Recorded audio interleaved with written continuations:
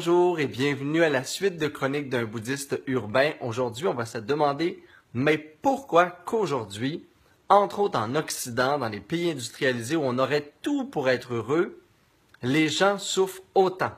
Il y a près d'une personne sur deux qui, dans le cours de sa vie, va prendre des médicaments pour mieux dormir, gérer son stress, l'anxiété, sortir d'une dépression.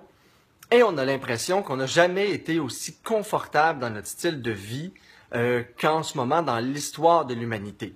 Alors, il y a une dichotomie entre notre zone de confort, la santé, la facilité qu'on a au quotidien de vivre, de se nourrir et ainsi de suite, et notre rapport au bonheur. La sagesse bouddhiste répond à ça, ben le bonheur, c'est en dedans, pas en dehors. Et pourquoi donc, malgré le fait qu'on a tout pour être heureux, on choisit de souffrir? Pour ça, je vous invite à prendre un petit moment avec ce qu'on va appeler l'ego. Mais l'ego comme enfant. On va le voir comme un petit enfant de 4 ans qui a besoin d'attention, qui a besoin d'être sécurisé, qui a besoin d'être reconnu, qui a besoin d'être le centre des discussions, et ainsi de suite. Pour réaliser un petit instant que parfois, on choisit de souffrir, on continue à souffrir, et par souffrance, je veux dire tourner notre esprit sur ce qui est négatif dans notre journée, ce qui a été les plus grands drames de notre vie, sur une personne qui nous a blessés, puis ça fait 6 mois qu'on en parle. Pendant ce temps-là, il se passe plein de belles choses dans nos journées, plein de belles choses dans notre année, plein de belles choses dans le monde, et c'est pas de ça qu'on parle, et c'est surtout pas sur ça que notre esprit se penche et se tourne. Là où notre esprit va, c'est là où on est, c'est ce qu'on est. Alors, je vous invite aujourd'hui à regarder, est-ce qu'on suit le chemin de la souffrance parce que ça nous rend intéressant, les autres nous donnent de l'attention, on devient une personne importante parce que dans le drame, il y a comme quelque chose d'important, là, tout d'un coup, on est intéressant.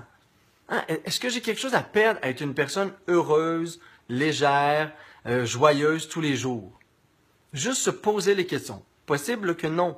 Possible que oui. Peut-être qu'il y a quelque chose à l'intérieur, même de subtil, qui fait en sorte que je me raconte le même drame, que je me complais dans un esprit de victimisation, au lieu tout d'un coup d'être courageux, de me prendre en charge, de pardonner, de sortir de ma peur, d'agir conformément à mes rêves, et ainsi de suite.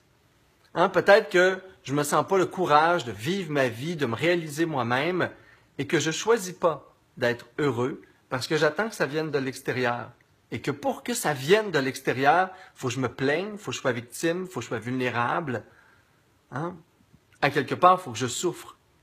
Mais si je décide de me responsabiliser, de prendre en charge mes petites et mes grandes souffrances, eh bien là, c'est selon moi le seul chemin vers le bonheur, vers la paix, vers la joie, vers l'amour.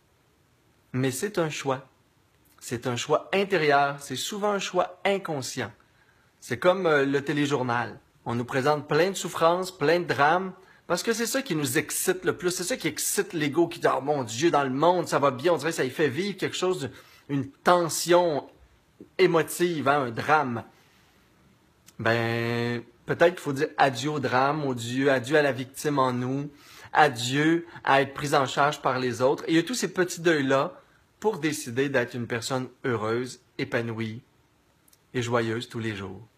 Alors, petite réflexion, je vous souhaite de choisir peu à peu un petit peu plus des pensées de bonheur et de laisser les pensées de souffrance se dissiper et s'apaiser tranquillement. Voilà, namasté tout le monde.